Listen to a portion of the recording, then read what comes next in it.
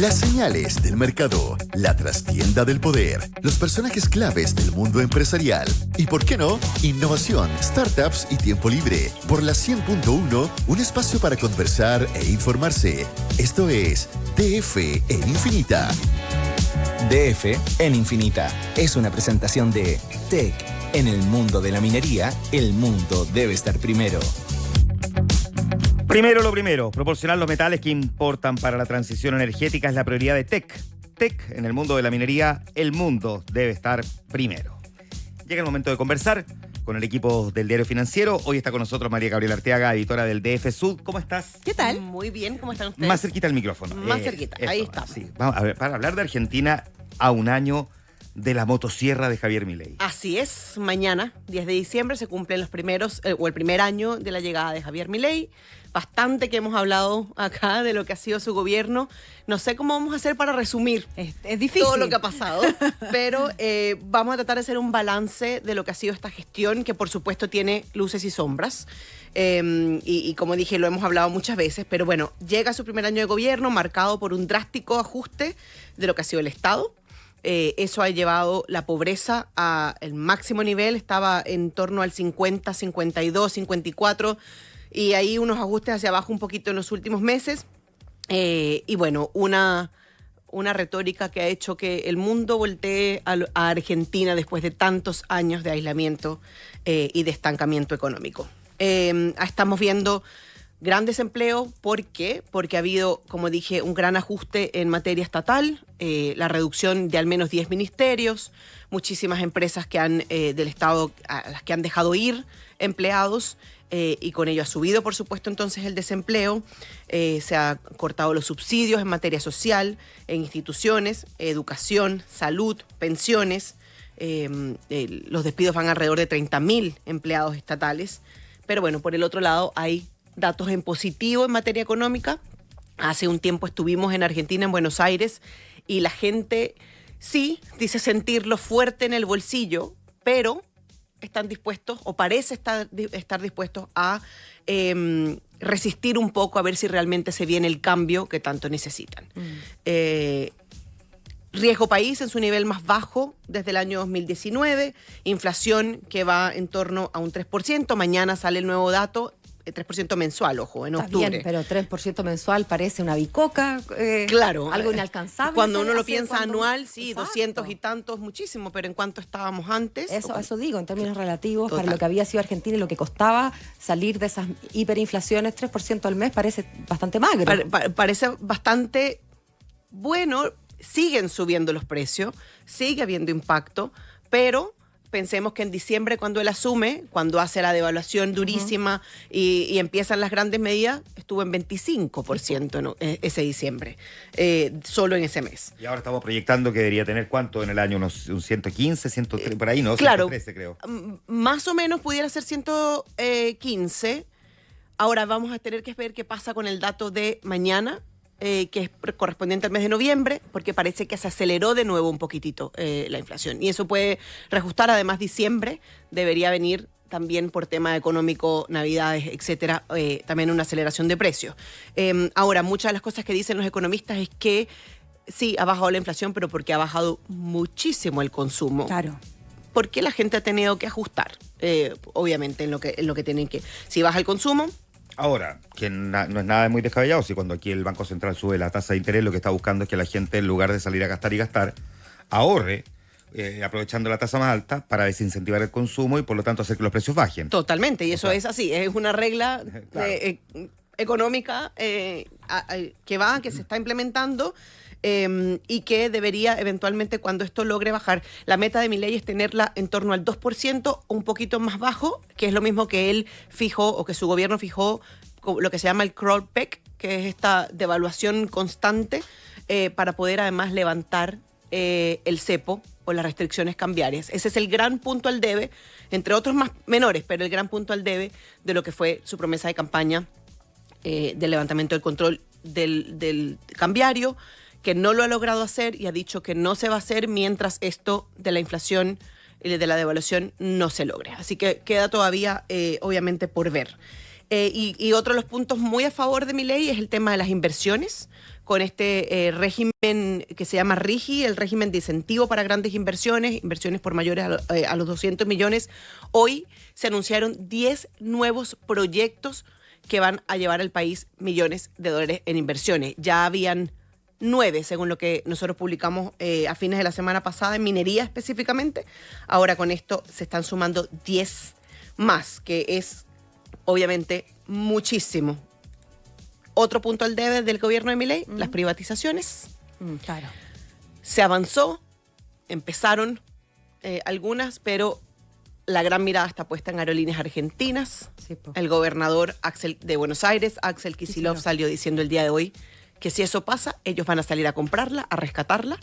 Habrá que ver si es posible, si tiene cómo la gobernación para asumir esto. O sea que la gobernación saldría a comprar esta empresa estatal. En vez de ser del Estado, sería de la ciudad de Buenos Aires. Exactamente, Mira pasa tú, eso. Él dice que es necesario tenerla, que incentiva además la propia economía interna del país, la movilización de los ciudadanos y que no habría que perderla en manos de privados. Pero uno se pregunta si habrá plata para eso. Es que eso es lo que pregunto. Si de verdad la gobernación de Buenos Aires habría que ver, lo vamos a hacer, vamos a hacer un Zoom. Ahora, lo que sí ocurría es que cuando se anuncian privatizaciones, así como si fuera a llegar y privatizar Sí, una claro. empresa, no se dice abiertamente que eso cuesta millones de dólares también, ¿no? O sea, la privatización de Aerolíneas Argentinas iba a tener un costo significativo y es lo que han estado calculando en el último tiempo. Y por eso la Tratando de negociar con sindicatos, viendo en qué condiciones ellos están dispuestos a ceder y que no, cómo podría seguir operando. Es algo que han tenido que, en el fondo, ceder o flexibilizar su postura inicial de una privatización así a seca. Bueno, y recordemos que él la saca de la lista de las empresas que querían privatizar.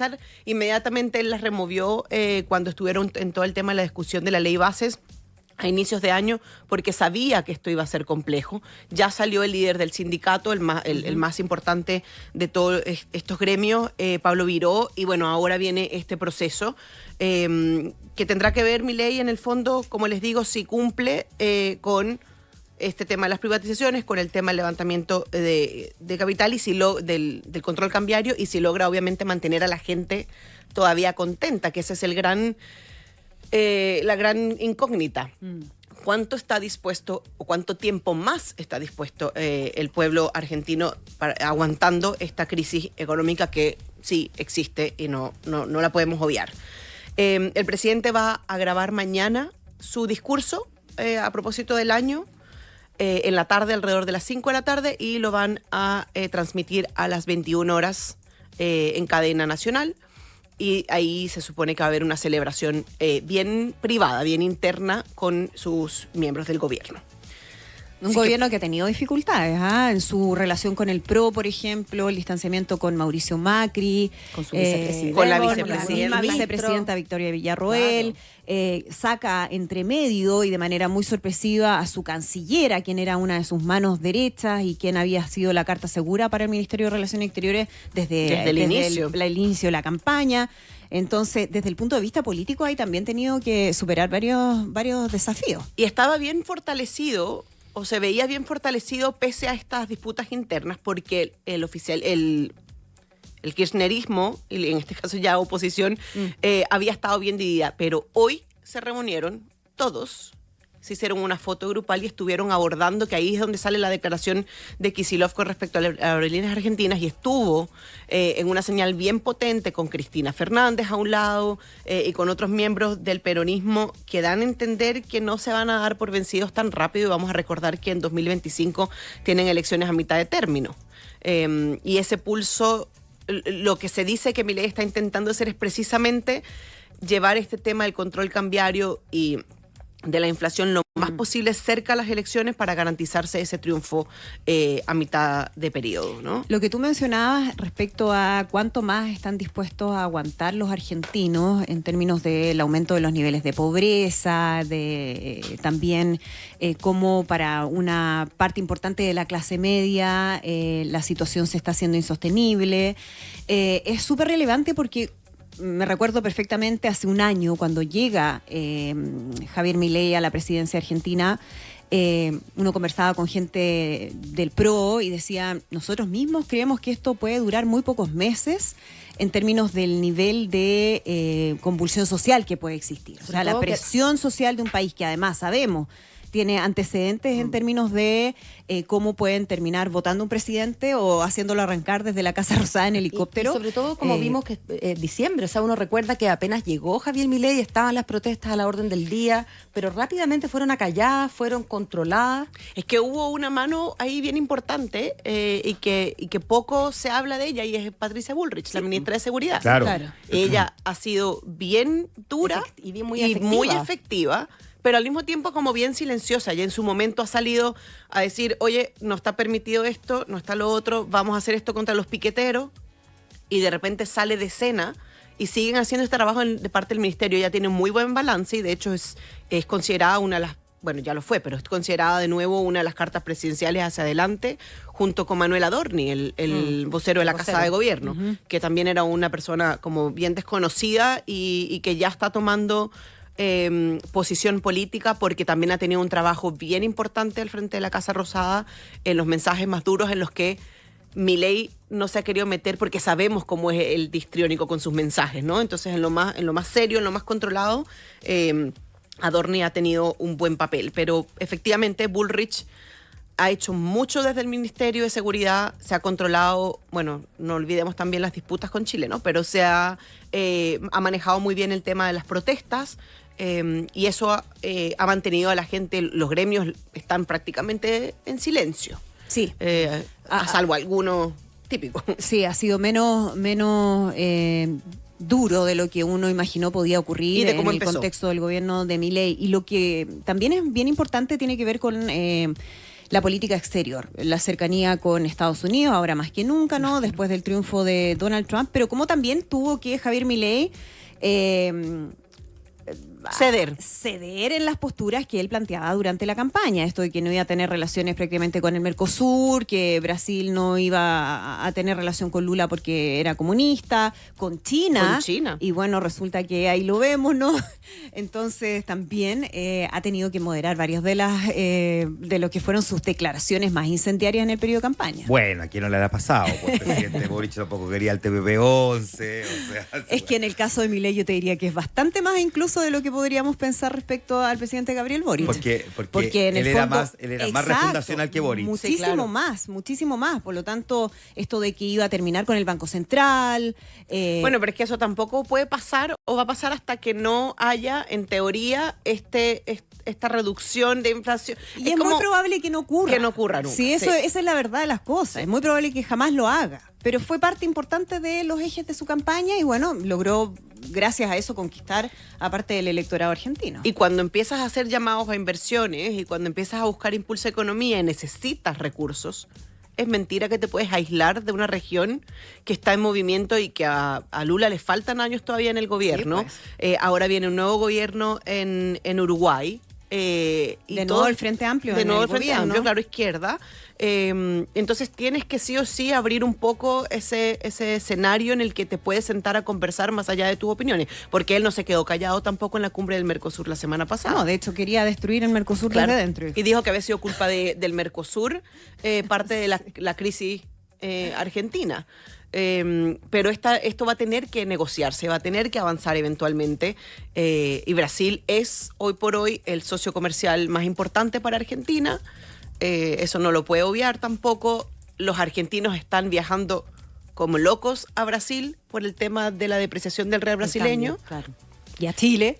Claro, bueno, pero eso es como más común escuchar que los argentinos, por lo menos desde antes, prepandemia, todo se veía todo, pero Brasil es hoy por hoy, porque además la crisis interna en Brasil está llamando a los turistas. Entonces, eso para Argentina, esa relación tiene que estar sí o sí. Más fuerte que nunca. Yo creo que con el único importante Brasil para Argentina. Yo creo que con los únicos que va a estar de toda su gestión en contra va a ser hacia más al norte de la región, que es Venezuela y Colombia. Así en el pulso, ¿no? Más allá de lo que diga la encuesta, ¿cómo mira el argentino hoy día a Milei? Tanto el que votó por él como el que no quería votar por él. Porque me imagino que hay una mutación también probablemente en ese sentido. Quizás algunos que no le tenían fe y hoy día sienten que si bien los ajustes han sido duros, la cosa está rindiendo, y probablemente otros que votaron por él que a lo mejor sienten que ha hecho poco todavía para lo que había prometido. Mira, según lo que nosotros pudimos palpar estando en Buenos Aires, la gente, como dije al principio, está muy dispuesta a vivir lo que está pasando. Las encuestas indican que Milei está muy bien y está muy bien que todos los presidentes en su primer año de gestión, que Alberto Fernández, que Mauricio Macri, está en las encuestas por encima. Habría que ver efectivamente, sobre todo lo que preguntas respecto de los que votaron por él, o sea, de los que no votaron que hoy sí lo respaldan. Hay entre las últimas encuestas que nosotros publicamos había algo bien importante que era que sí, efectivamente su aprobación iba al alza, pero todavía no supera la desaprobación. Y yo creo que eso es algo que Javier Milei tiene que tener, o su gobierno, muy, muy latente y muy presente, de que todavía queda mucho por hacer para poder disminuir esa desaprobación. Ninguno de los actores políticos en su gobierno tienen hoy más aprobación que desaprobación. Lo siguen, es más la gente que todavía los rechaza. Y aún así son más aprobados que gestiones anteriores. No sé si me voy a explicar. ¿Sí? ¿Se entiende? Sí. Yo creo que eso le deja a Milei y a su equipo todavía un trabajo muy arduo por llevar adelante y por dar respuestas para poder lograr mantenerse y que no haya esa convulsión de la que estábamos hablando hace unos minutos. Más allá de los controles, más allá de que la gente... O sea, lo que dicen los economistas es hasta dónde, y esa es la gran duda. Van a aguantar los argentinos. María Gabriela Arteaga, editora del DF Sud, hablando del primer año de Milei y su motosierra. Muchísimas gracias por estar con nosotros. A ustedes, muchísimas gracias. Chao, muy bien. 6:52 minutos. Esto fue DF en Infinita, un espacio para conversar e informarse por la 100.1, una presentación de TEC. En el mundo de la minería, el mundo debe estar primero.